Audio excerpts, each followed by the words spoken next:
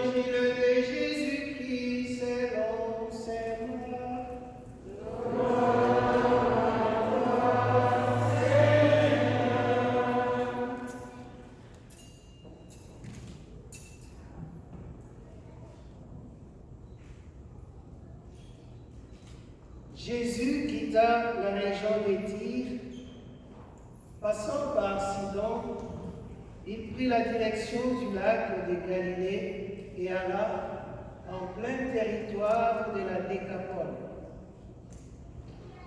On lui amène un sourd muet et on le prie de poser la main sur lui. Jésus l'amena à l'écart, loin de la foule, lui mit les doigts dans les oreilles et, prenant de la salive, lui toucha la langue. Puis les yeux levés aux cieux, il soupira et lui dit: Ephata, c'est-à-dire ouvre-toi. Ses oreilles s'ouvrirent. Aussitôt sa langue se délia et il parlait correctement.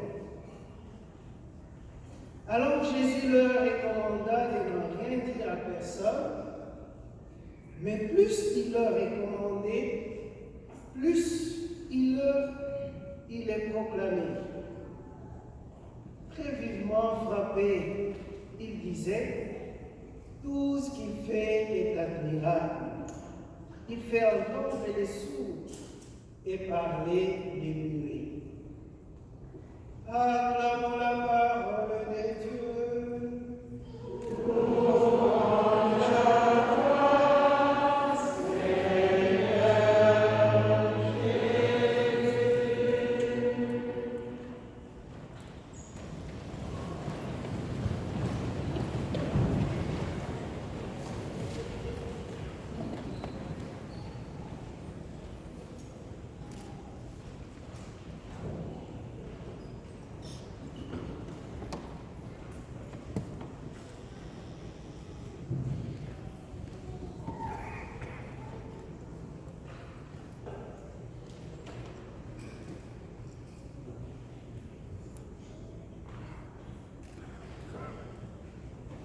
Again, good afternoon, everyone.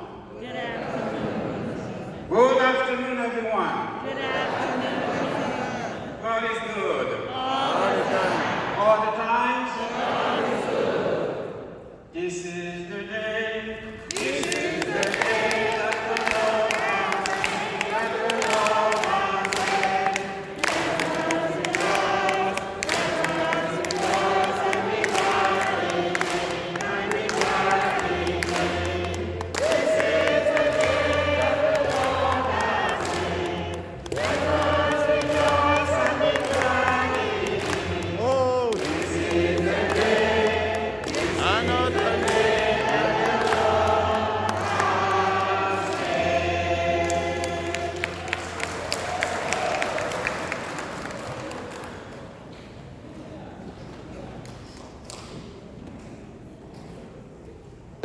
Dear Father Brian, dear Father Jean-Marie, my dear African brothers and sisters of the diaspora, my brother priests and reverend sisters,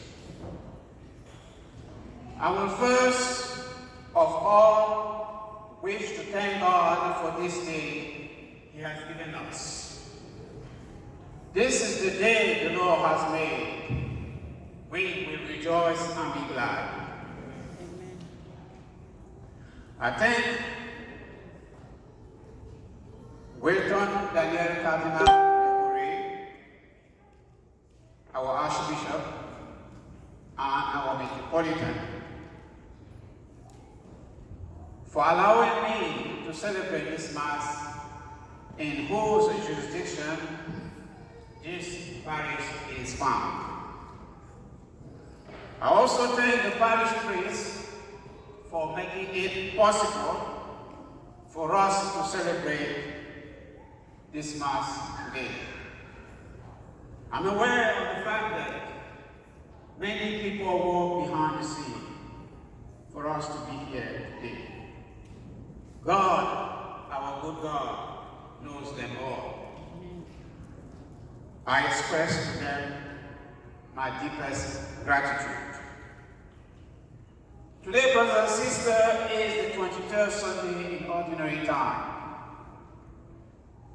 And as we celebrate this Mass in the context of the Sunday liturgy, allow me to say something about the Gospel. Today, in the Holy Scriptures, we see Jesus healing the deaf mute. This is an expression of compassion, love. He performed that miracle not to be seen, but because he cared for the person who was deaf and mute. We too, brothers and sisters, have elected to freely follow Jesus Christ and bring about relief and healing in our world today. As Christians, we are the agents of healing and compassion in our respective communities. We are all called to show compassion to others, and especially the needy. So the Gospel of this Sunday reminds me of that call. This Sunday is also a special day for me because I am here to see you and to pray with you. Does this matter?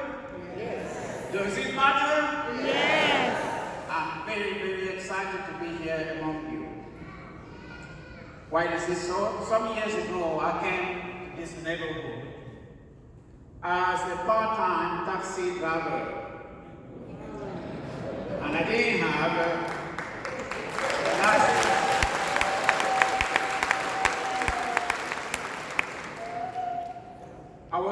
to drive a young lady from the school here to her ballet class. That was the first time I came to St. Camillus. I never knew that I would return here, not as a taxi driver, but as a bishop.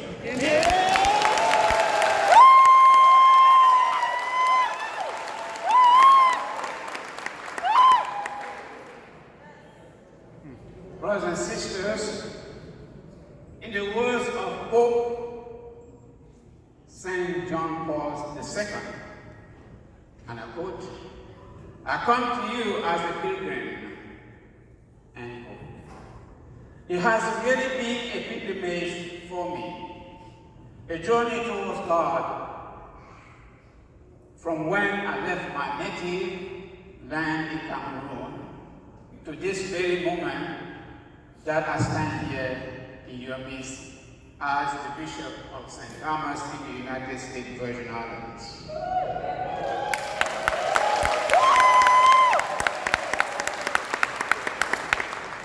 And also, I realize now that I stand here as representative of Catholics from Africa at the US Conference of Catholic Bishops.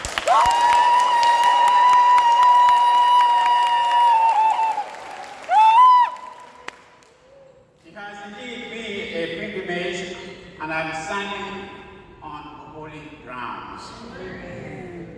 I come to encounter God in you, and as did Moses, humbly, without any shoes on.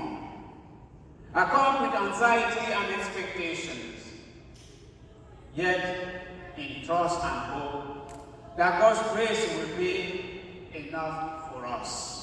Amen. I come to experience God in you and feel the joyful warmth of your faith burning with the fire of God's encounter. I come therefore not merely to recount what has been, but to help in molding what should be. Ne pas se contenter de relater ce qui a été, mais continuer et contribuer à modeler ce qui devrait être. I bring you greetings and warmest regard from the local church of St. Thomas in the Virgin Islands. I have just, not long ago, welcomed at least 3 members of this community there. What a joy it was for me to see people from Cameroon passing through here and coming to the Virgin Islands. What a joy! Our faith, brothers and sisters, is a historical element, and in studying the history of the African people, especially African Catholic in America, we are also encountering faith event of how God has guided the people through the one holy Catholic and Apostolic Church. We are here because we know and believe that it is both important and necessary, not just to be Christians, but also to be Catholic Christians in total obedience, love and union with the Pope, the Vicar of Christ on earth, and successor of the Apostle Peter, and under the loving and guiding authority of our bishops. In 1980, while I was at the Sacred Heart Novitiate, I left Cameroon following the death of my brother, because I wanted to leave the seminary and see how and what we could do to keep that family going, having lost my father when I was 5 years old. I traveled to the United States thanks to one of my brothers who was already here. Thanks to him. Brothers and sisters, we have many people back home who are looking after us. They want us to make a gesture. They want us to reach out to them. He did reach out to me, and because of him, I am here in America.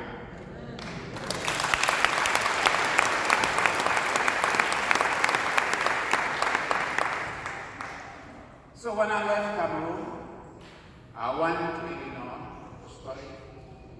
Then I realized that it was not easy. I had to find a job. There were not many possibilities. And I was told that here in Washington, D.C., I could find a job and then go to school. I landed here, and some of Cameroonian students that are here this afternoon, they welcomed me. We were, I believe, 6 in one room, and we managed. We will leave, we wake up in the morning and go look for a job. At some point, it was so difficult for me that I remember that I had a bishop in Canada, Monsignor Albert Longo. And then went to Canada to see him. He wrote a letter of recommendation because I was told at Josephat Seminary that I only needed a letter of recommendation and everything would be all right. I came back when I presented a letter to someone who was there, who previously spoke to me and assured me that somehow I would be welcome. I was not welcome. I went back. I went to Columbia Road and 16th Street looking for jobs. Then I happened to see a sign. One of the offices was written Santo Católico Hispano. I walked in and I met a Franciscan priest by the name of Jean O'Malley. And he is now Cardinal O'Malley in Boston. Yes. And prior to being in Boston, he was in the Virgin Islands as a bishop. Knowing what I was capable of doing, because I was with him in setting up the Haitian community here in Washington, D.C., the very first Haitian community. And we worked hard. And realizing that I have completed my studies, he invited me to come to the Virgin Islands and be the campus minister. I went to the Virgin Islands without knowing where the Virgin Islands were. Because you look at some maps, you don't even see the Virgin Islands. Upon arriving in the Virgin Islands, I realized that it was somewhat like Africa. Yeah. No snow. I was not going to dig snow anymore.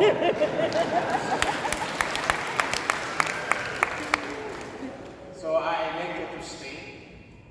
4 years later, prior to that, I was ordained to the priesthood. And 4 years later, Cardinal O'Malley, back then Bishop O'Malley, was assigned to Fall River, Massachusetts.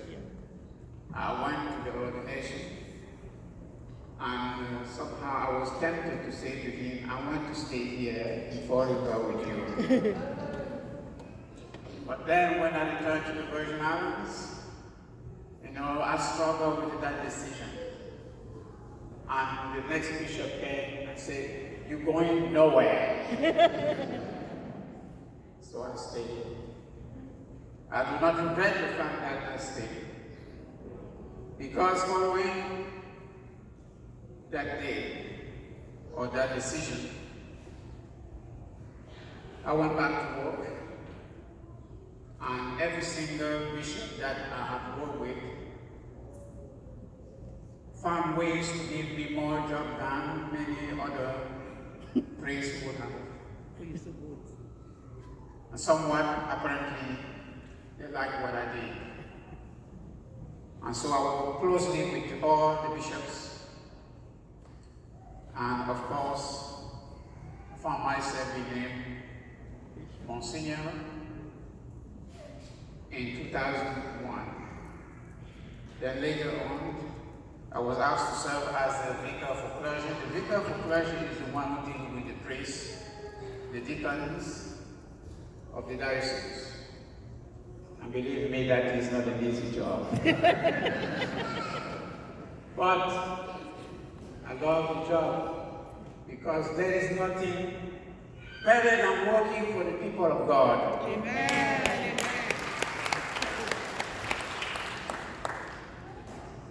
Yes, brothers and sisters, I realize that if we are continuing this way,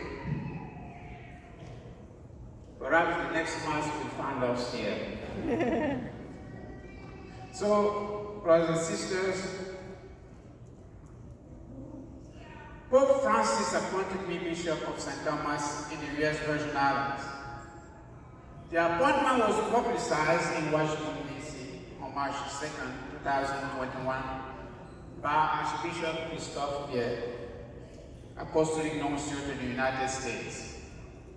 I was consecrated on Saturday, April 17, 2021 at St. Peter and Paul Cathedral, the same church where I was ordained to the priesthood.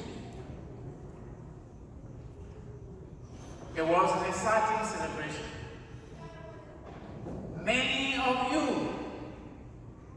found a way during the pandemic season to come to the Virgin Islands. This opened the eyes of many parishioners in the Virgin Islands. Because up to that moment, they didn't know that I had people behind me.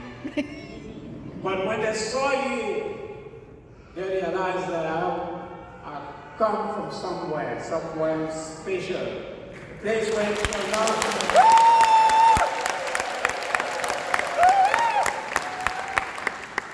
There was excitement in the air because they too love me very much.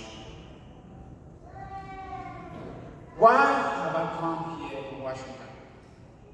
I've come here in this area today in my capacity as a shepherd, a pastor who seeks to go after his sheep in other parts of the world with the smell of the sheep, as was rightly said by Pope Francis on March 28, 2013.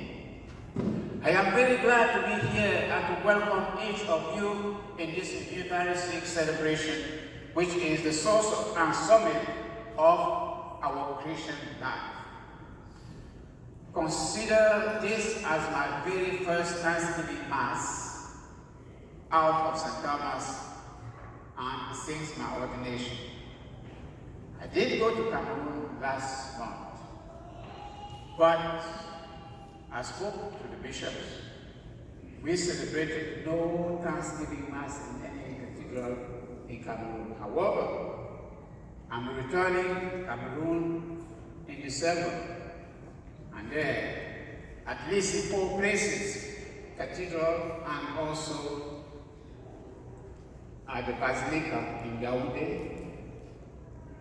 plans are on the way for a few Thanksgiving Masses in Cameroon. So if you want to join me there, feel free to go buy your ticket. There is already some excitement in Cameroon. When I was ordained, I didn't know when I was ordained as a bishop. I just said, well, I'm ordained like every single bishop. Wrong, it's not like that. When I was ordained as your bishop, wherever you find yourself. Not just as a bishop of the Diocese of St. Thomas in the Virgin Islands, but as a bishop of all the Africans of the diaspora.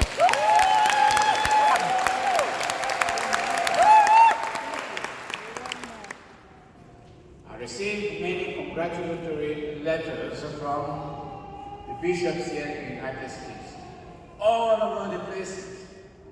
they too were very excited to have me here. Because they probably realized that it was about time that African become.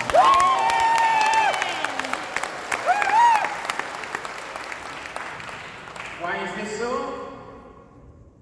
Because we have Africans all over places here in the United States, working hard in many dioceses here in the United States, making a difference in many dioceses here in the United States.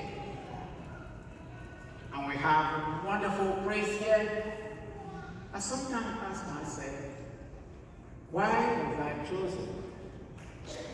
Because among the African priests that we have here, we have many educated, many experienced, people who have more experience than me. Somehow, maybe they don't see them, but I do see them. They are here. I'm humbled by this choice that people made. But I do know that I have brothers that are here sitting here. My brothers, please stand. Stand.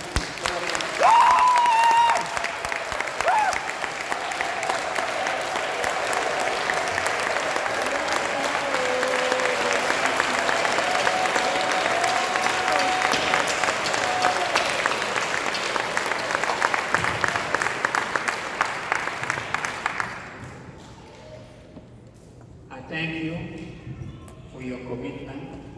I thank you for your humility. I thank you for being the priest here in the United States. It's not easy to be a priest, brothers and sisters, but when you do have one, take good care of him. Amen.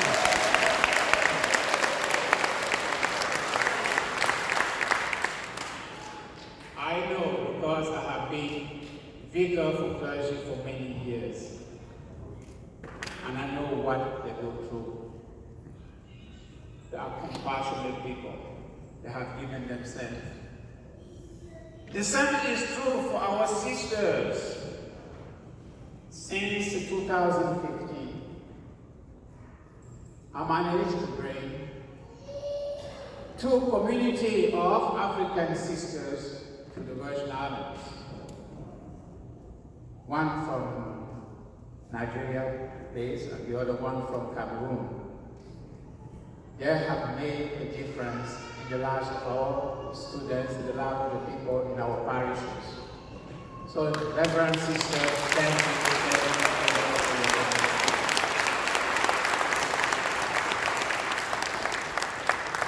I do know that many of you are harvesting, working in many other dioceses. I pray that God continue to bless you and bless your ministry. Dear brothers and sisters, as a bishop, people have sung and praised me. I know that it is not me, it is because of Jesus Christ who called me and made me a bishop, his servant. I am very aware of that. So, I promise not to be confused like the donkey who thought people were giving it honor. See, donkey. Many of you have heard the story of the donkey. I'm not going to keep you here this afternoon, just telling you that story. The donkey, when the donkey walks, people clap because the donkey is carrying something important. Perhaps people manage to put the Blessed Sacrament in the back of the donkey, and they're walking and clapping their hands and clapping their hands. Bowing down, making genuflection. The donkey thinks that they're doing this for him.